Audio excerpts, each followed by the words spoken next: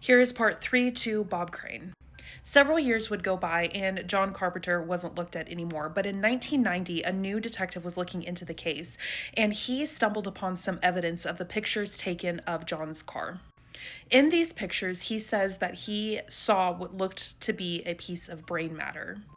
He took this to the district attorney and convinced him to reopen the case, and that's when they officially filed charges on John Carpenter. Now, the actual tissue sample that was found in the car was lost. They didn't have access to that. So most of the evidence that they did have on John Carpenter was circumstantial at best. But they did use Bob's testimony, Bob's son's testimony, to say how Bob was getting ready to cut him off and not be friends with him anymore because he was a nuisance. But John's lawyers were like, listen, you've never found the murder weapon. You don't have any of the evidence, like the physical evidence. This entire crime scene was completely mishandled. And on top of that, Bob had been filming women in really compromising positions. And there were a lot of boyfriends and husbands who were really upset about this. And it could have also been one of these women who was scared of being blackmailed or something like that. There was also another actor who was incredibly angry with Bob and had threatened to physically hurt him. With all of this, John Carpenter was acquitted, and this case is still officially unsolved.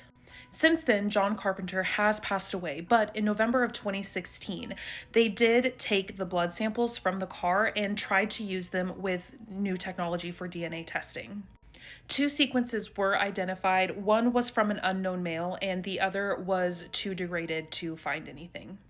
While I personally think that John Carpenter could be a serious lead in this case, others think that Bob's wife, Patty, might also be a viable suspect. Bob was planning on divorcing her, and it was said that she knew that he was getting ready to divorce her. If they were to get a divorce, she would be able to get what she try to get something from Bob, but if he was gone, if he was deceased, she would get everything. His entire estate would go to her. And as we all know, this is always a serious reasoning or motive for murder. Unfortunately, Patty has also since passed away, and it seems like we will never know the answers to what exactly happened to Bob Clark. What are your thoughts on this case? Let me know down in the comments and follow for more true crime.